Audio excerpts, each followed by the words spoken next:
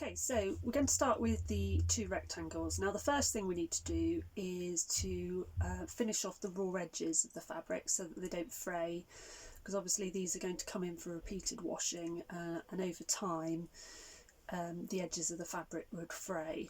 It also gives a finished edge on the edge of the drawstring pull area, which I'll show you later.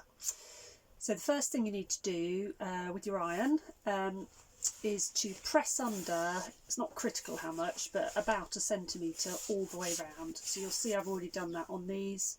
So it's about 1 centimetre pressed under from the right side to the wrong side all the way round. So that's the right side. Right, so you're doing that on both rectangles, and when you've done that, you want to stitch close to that folded edge, the edge of the fabric, all the way round. So using a straight line stitch on your machine, remembering to do a lock stitch, so forward a few stitches, back a few to secure the thread, and then off you go, and then the same at the end to secure the thread. So I'll pause it now while I just do that. Okay, so I've stitched round my folded edges all the way around. Try and put it closer for you to see. So there, just close to the edge of the fabric, the fold of the fabric, all the way round, pivoting at the corner, like that. So round both rectangles. The next thing we need to do is to press down the top, which is going to make the opening for the drawstring. So you want to press down about 5 centimetres. Again, not critical, but I would say probably at least 5 to allow room for that drawstring to go through. So on one of the rectangles, press down like that, right side over to the wrong side, about 5 centimetres. So I'll do that now and then come back to you in a moment.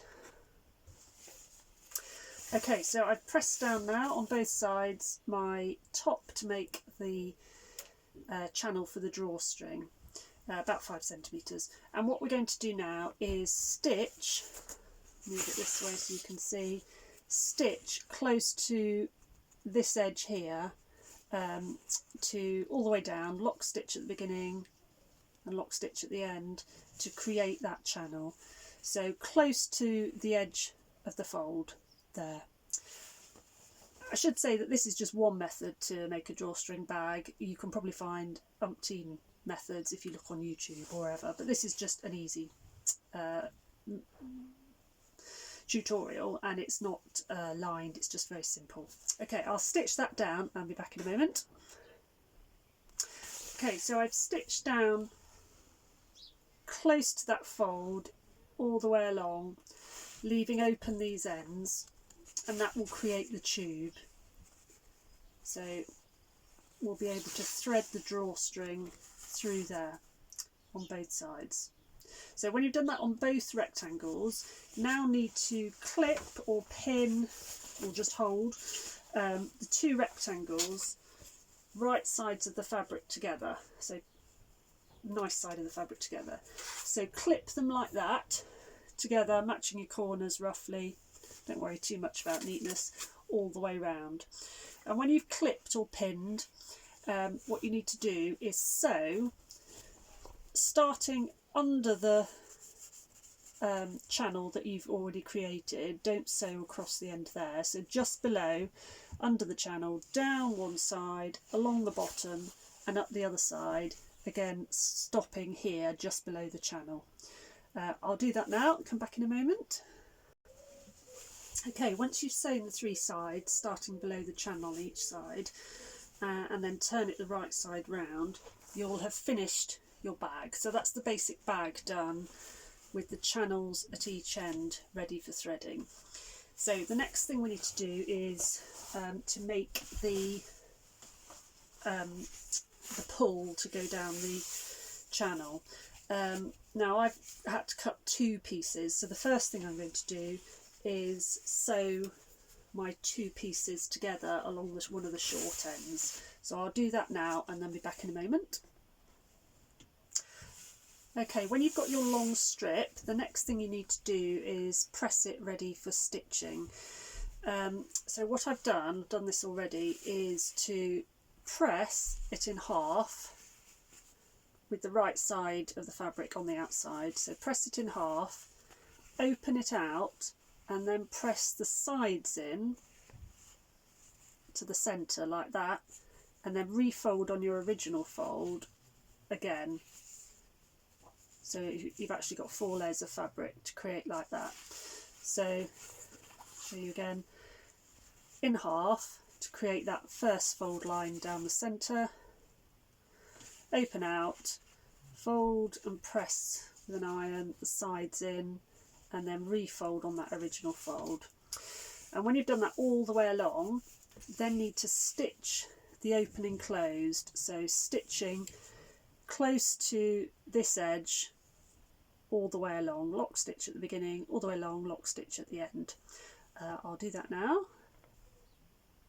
Okay, so I've stitched close to my folded edge, if you see there, all the way along the strip. I haven't done anything about the short ends at the moment, I'll come on to that in a minute. So you've got your long strip, whatever length it was. It needs to be, for the measurements of my bag, I did 120 centimetres, but it needs to be 3 times the width of your fabric so that it can go round completely and have enough to do a tie at the end. So we now need to thread it through the channel, and I find the easiest way to do this is just put a safety pin on one end like that, and I'm going to go in one channel and I'm going to pull it through all the way through. And when you get to the other side, don't come out of the channel, well, come out but go back in on the other side. So it's coming out there, and I'm going to rethread it in the other side. So I'll just pause it while I finish doing that. Okay, I've threaded it through all the way around, out the other side. Now what I've done is just tie, you see there, a knot on the end of the pull. You can sew the ends if you want, but I've just tied a knot really tightly, and then that will stop it disappearing down the channel in the washing machine. So there you go, you finished your bag. You can drawstring it, they can tie it, and they should be useful for taking dirty uniforms home. I hope that's clear. Any questions, please do message me. Keep safe everybody. Bye.